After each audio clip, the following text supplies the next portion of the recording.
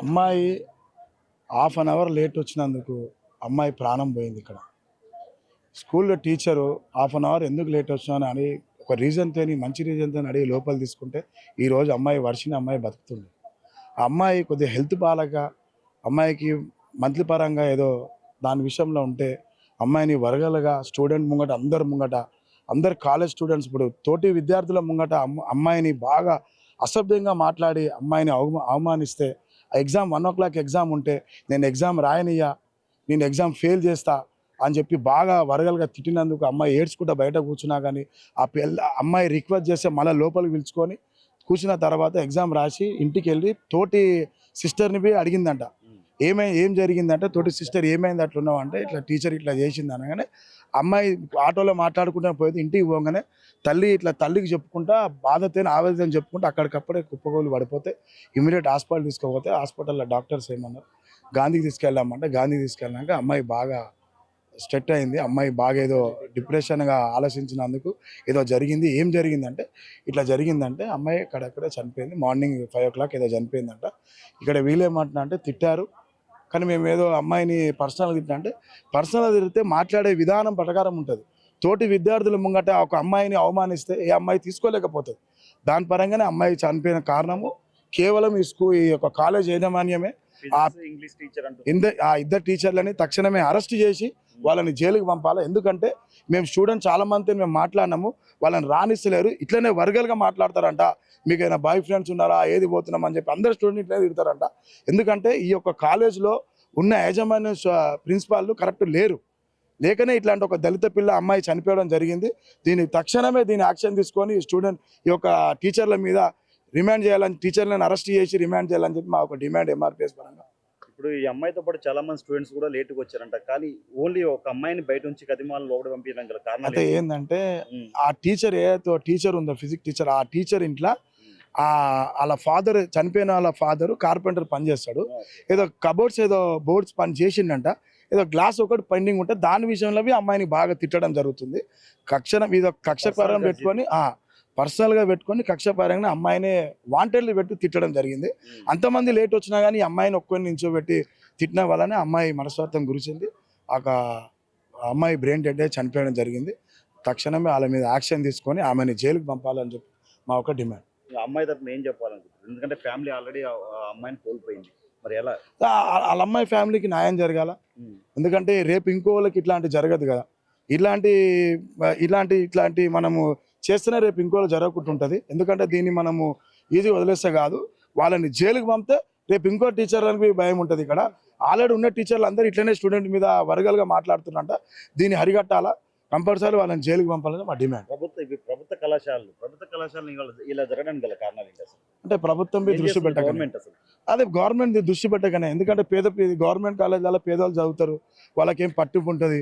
అంతా నిరుపేదలు కదా, ఎవరు అడగటోళ్ళు ఉండాలని చెప్పి దాని మీద దృష్టి పెట్టారు. ప్రభుత్వం ఇలా బాధ్యత వహించాలా. ఎందుకంటే ఈ యొక్క కాలేజీలో ప్రభుత్వం సీరియస్గా యాక్షన్ ఉంటే ఇట్లాంటి పునరావృతం జరిగాయి. అందుకే వీళ్ళని తక్షణం అరెస్ట్ చేయాలని చెప్పి మాట.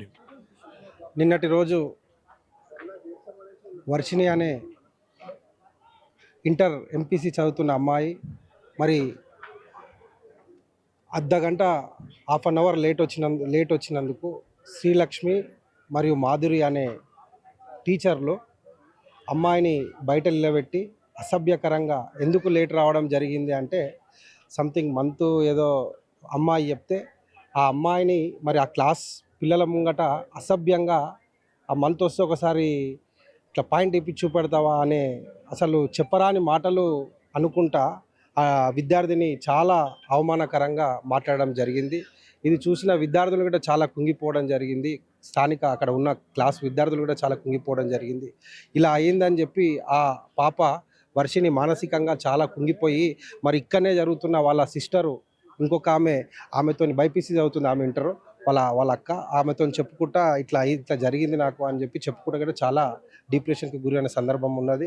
ఇంటికి వెళ్ళగానే మరి వాళ్ళ తల్లితోని అక్క చెప్తుంటే ఆ అమ్మాయి చాలా బాధపడుకుంటూ ఒకటేసారి కుప్పకూలిపోయింది. ఉటావుటిన హాస్పిటల్ తీసుకుపోతే అమ్మాయికి బ్రెయిన్ డెడ్ అయ్యి చనిపోయిందని చెప్పి డాక్టర్ నిర్ధారించిందంట. మరి ఈ స్కూలు యాజమాన్యము ఏం చేస్తుందంటే ఇంత అసలు ఒక అట్లా మంత్ వస్తుందంటే అసలు అసలు ఏ మాత్రము అవగాహన లేని చదువుకోని వాళ్ళు కూడా అట్లా మాట్లాడరు. ఒక ఉపాధ్యాయురాలు మరి ఒక స్టూడెంట్ని అట్లా ఏ విధంగా అంటారని చెప్పేసి మేము ఈరోజు ప్రిన్సిపాల్ని అడగడం జరిగింది. మరి ప్రిన్సిపాల్ తర్వాత మరి ఇక్కడ ఉన్న ఆ వర్షినితో పాటు చదువుకున్న పిల్లలు గిట ఏం జరిగింది అనేది మాకు స్పష్టంగా చెప్పిర్రు. ఈ ఇలా అనడం వల్లనే అమ్మాయి అట్లా డిప్రెషన్కి లోన్ అయిపోయింది. ప్రిన్సిపాల్కు తెలీదా అమ్మాయిని అంతసేపు నిలబెట్టారు చూడట్లేదు సీసీ కెమెరా? ప్రిన్సిపాల్కి అన్నీ తెలుసు. ప్రిన్సిపాల్ గిట ఇప్పుడు అక్కడ క్లాస్ రూమ్లో ఉన్న పిల్లల దగ్గరికి మేము పోయినాం. పోయి మాట్లాడుతుంటే వాళ్ళందరూ భావోద్వేగానికి గురై ఇట్లా అన్నదన్నా ఇట్లా అయినందుకే ఆమె డిప్రెషన్కి పోయిందని చెప్తుంది. పిల్లలకు ఎవరైనా బయటకు వచ్చి మీరు మీడియా ముంగట కానీ వర్షిని వాళ్ళ ఇంట్లో దగ్గరకు పోయి ఏమైనా చెప్పిర్రు అనుకో మీ పేరెంట్స్ కంప్లైంట్ చేస్తాం, మీకు బాయ్ ఫ్రెండ్స్ ఉన్నారని చెప్తాం, మీకు లేనిపోని కల్పితం చెప్తామని చెప్పి బెదిరించడం జరిగింది. ఇప్పుడు ఇది మాట్లాడిన తర్వాత మిమ్మల్నే ఆ స్కూల్ ఎవరైతే ఉన్నారో కాలేజ్ పిల్లలు వాళ్ళందరూ అన్న మేము మాట్లాడతాము, కాకపోతే మమ్మల్ని ఇట్లా బెదిరింపు గురి చేస్తుంటారు, మీరు అండగా ఉంటే మేము నిజాలు ఇవి కావు ఇంకా చాలా ఉన్నాయి ఈ కాలేజీలో, నిజాలు అన్నీ మీడియా ముందు ప్రవేశపెట్టడానికి మేము సిద్ధంగా ఉన్నామని చెప్పి వాళ్ళు కూడా చెప్తుర్రు. ఇప్పుడు మిమ్మల్ని అక్కడికి తీసుకొని పోతా, వాళ్ళు విద్యార్థుల దగ్గర తీసుకొని పోతా, మీకు క్లారిటీ వస్తుంది పిక్చర్. ఒక ప్రిన్సిపాల్ మేడం వచ్చి ఇవన్నీ వేయకండి సార్, జరిగిపోయింది కదా అని ఎంత అసలు ఏం మాట్లాడుతుంది, బుద్ధి లేదా ఆమెకు. మాదొకటే డిమాండ్. ఇప్పుడు ఆ అమ్మాయి ఒక దళితురాలు, ఎస్సీ మాదిగా, ఇప్పుడు రిజర్వేషన్ల వల్ల ఆ అమ్మాయికి మంచి ఐఏఎస్ ఐపీఎస్ ఏదో ఒకటి ఉద్యోగం వస్తుండే. ఆ తల్లి చాలా పేదోళ్ళు, చాలా పేదోళ్ళు ఆ బిడ్డ మీదనే ఎంతో ఆశ పెట్టుకొని ఉన్నారు. ఆ బిడ్డని కూడా కోల్పోయిన పరిస్థితి ఈరోజు వచ్చింది. మరి ప్రిన్సిపాల్ అంటే ఆమె టేక్ ఇట్ ఈజీగా జరిగిపోయింది ఫర్దర్గా ఏం జరగాలో మన అందరం కలిసి కూర్చొని మాట్లాడదామంటే అసలు ఏమైనా ఆ ప్రిన్సిపాల్గా మాది ఒక ప్రధాన డిమాండ్, ఆ లక్ష్మీ శ్రీమాధురి తర్వాత ఈ ప్రిన్సిపాల్ని కూడా సస్పెండ్ చేయాలి. ఉన్నత కళాశాలలో ఉపాధ్యాయురాలు పిల్లల్ని వేధిస్తే ఆ పిల్లలు వచ్చి ప్రిన్సిపాల్కి చెప్పుకునే పరిస్థితి ఉంటుంది. ప్రిన్సిపాలే ఆ పరిస్థితులు ఉందంటే పిల్లలు ఎక్కడికి పోయి చెప్పుకోవాలి, ఎవరికి పోయి చెప్పాలి? ఇలాంటి ఘటనలు జరిగినప్పుడు తల్లిదండ్రులు ఇక్కడికి వచ్చినప్పుడు మీ తల్లిదండ్రులకు కానీ ఎవరన్నా ఇట్లా మీడియాకు కానీ ఎవరికన్నా బాధ్యులకు కానీ మాట్లాడితే మీ మీద లేనిపోని అన్నీ చెప్తా అని చెప్పి ఆ బెదిరింపులు. మరి ఈరోజు వాళ్ళు బయటకు వచ్చిర్రు, అన్న మేము ఉన్నట్టు చెప్తాం, మాకు అండగా ఉండాలని. మీకు మీడియా అండగా ఉంటుంది, మేము అండగా ఉంటామని వాళ్ళకు భరోసా ఇచ్చినాము. వాళ్ళు ఇప్పుడు మొత్తం మీకు లోపలికి తీసుకువెళ్ళి మీకు చూపెడతాం, క్లారిటీ మొత్తం మీకు తెలిసిపోతుంది.